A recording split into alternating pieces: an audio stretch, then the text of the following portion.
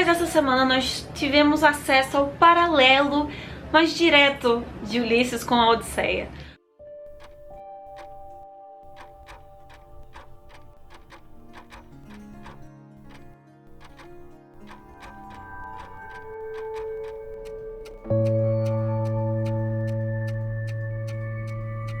O que temos para hoje, Sanchos e Dulcineias? Eu sou a Larissa Bertolino, você está no canal Uma Garota Quixotesca, onde nós falamos de literatura, sempre partindo de temáticas, de gêneros, de provocações que saem de dentro do nosso querido Don Quixote de La Mancha. E mais especificamente, você se encontra no episódio de número 4 da nossa jornada de leitura conjunta Ulisses, a nossa última jornada nesse ano.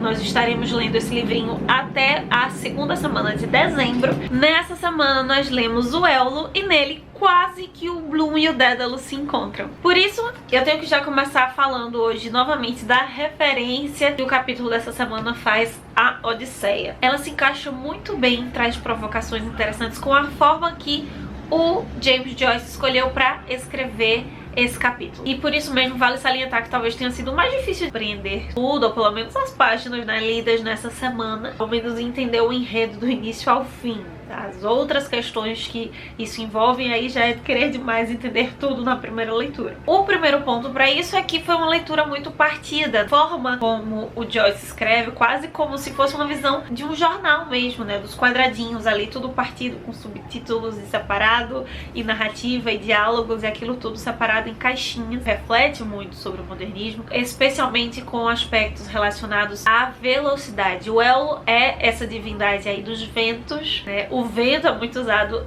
em até iconografias do modernismo, em imagens gráficas, como esse sinônimo de velocidade, da velocidade dos tempos. Dentro da Odisseia, Éolo é esse guardião dos ventos, senhor da ilha de Eólia, e essa ilha por onde passa o Odisseu, ele acaba entregando ali para o Odisseu uma caixinha que tem alguns ventos para ajudá-lo a chegar mais rápido a Ítaca, mas ele havia dito, né, que essa caixa não poderia ser aberta. Os homens do Ulisses, do Odisseu, acabam abrindo e os ventos soltam-se loucamente, ele acaba voltando para Eólia, o Éolo expulsa-o e ele fica ali perdido, à deriva de novo, mais uma vez distante de casa. Só que numa tração mais racionalista, o Éolo seria aquele homem, a pessoa na história da Grécia, um sábio conhecedor dos ventos, ou até mesmo um dos inventores da navegação. E dessa vez isso foi muito direto, como se o Joyce buscasse esses personagens, o Éolo,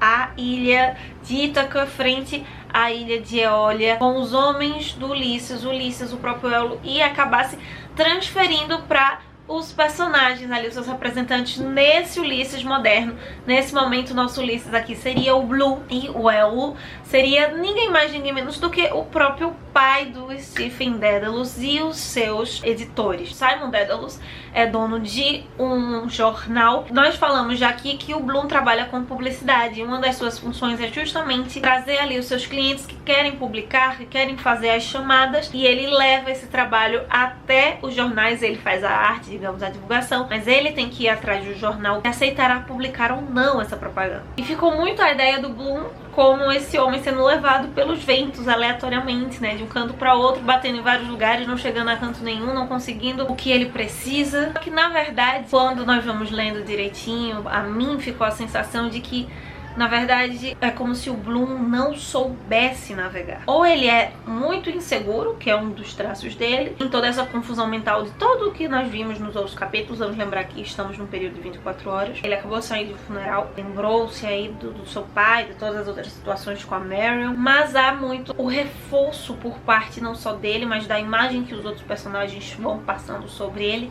dessa incompetência mesmo. Nessas brincadeiras dos parágrafos fica claro que ele entende de tipografia, de como montar a propaganda, de como vender isso de modo gráfico, de modo visual no jornal, mas ele não tem esse manejo, esse traquejo para vender o seu produto, vender a si, aos seus clientes, conseguir ser ouvido, se impor nas situações. Falta-lhe politicagem. O que super dialoga com a forma que o Joyce vai utilizar, que é a antimenática, é um dos âmbitos da lógica, onde uma primeira premissa faz com que a segunda seja subentendida. Realmente fica muito claro todas as situações nesse capítulo. As pessoas não levam o Bloom a sério, que ele não tem credibilidade e parece que só ele não entende isso, que as pessoas não querem ouvi-lo, principalmente a situação no final, né, com os editores do Daedalus ali na ponta. Ao mesmo tempo que até a própria relação do Stephen para a publicação do artigo, ele chega, né, eles quase se encontram, o Bloom sai quando o Stephen chega e ele tenta convencer ali um dos editores, né, tentando publicar um artigo deles sobre política, eles discutem sobre política. E essa ideia de uma coisa precisa acontecer para outra, ou super entender as coisas, a leitura por trás disso, é muito diferente como cada um se coloca, exatamente talvez por serem extremos em questão de personalidade.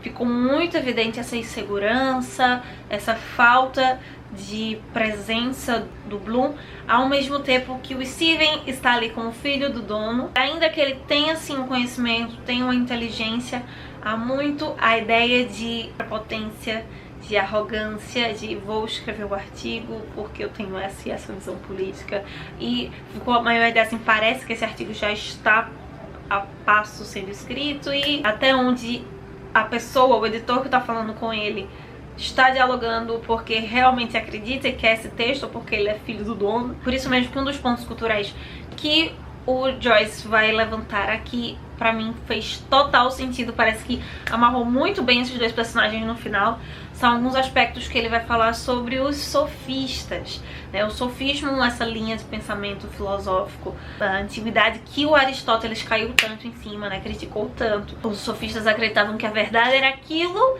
que você podia comprovar como verdade, mas não tanto quanto a visão científica de hoje, por exemplo, apesar de ser a base para isso. Mas os sofistas, eles desenvolviam técnicas discursivas, técnicas de debate para provar o que eles quisessem como verdade, e até ficou a alcunha dos sofistas como pessoas que vendiam a filosofia, que se vendiam porque eles se utilizavam dessa tática, dessa estratégia para defender o que fosse necessário, eram pagos para isso. No final das contas, o Aristóteles acaba criticando, dizendo que eles não têm compromisso com a verdade, mas com ganhar o jogo, independentemente de como isso vai acontecer, que acaba entrando aqui no Ulisses como até uma crítica, não ao jornal especificamente, né, de venda ou fake news, nada do gênero, mas a propaganda, que é o trabalho, digamos, específico do Bloom, como se o Bloom ele precisasse ser um pouquinho mais sofista, de conseguir se vender melhor e assim vender os seus clientes também.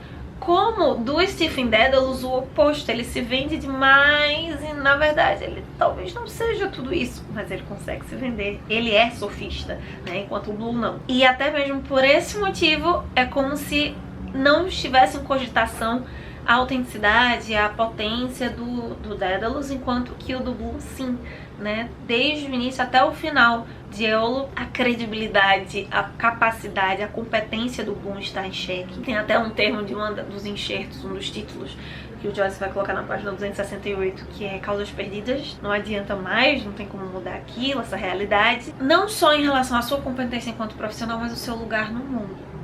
Nesse capítulo ficou muito essa angústia novamente do Bloom em relação à sua condição enquanto judeu, a forma como o judeu é enxergado pela sociedade, mas como ele se enxerga também enquanto tal. Uma passagem belíssima que ele vai tratar da Bíblia, vai estar cheio de palavras em hebraico, onde ele mostra que a minha visão, a narrativa de Gênesis especificamente, porque são os exemplos que ele dá, alguns de Êxodo, mas basicamente desses dois primeiros livros da Bíblia, elas parecem dizer justiça, explicar o que é justiça ou falar de justiça, mas no final das contas elas só estariam apresentando gente com menos gente. Tem esse peso do ser judeu no início do século XX pro Bloom, mas na verdade essa frase ela acaba se expandindo em todo o texto desse capítulo, por todos esses lugares pelo qual o vento vai levando o Bloom nos seus pensamentos. Ele vai pensar nesses pontos específicos da Bíblia, do que é ser judeu, vai falar sobre a patrística, colocar judeus e católicos ali, ou o ser, né, judeu e católico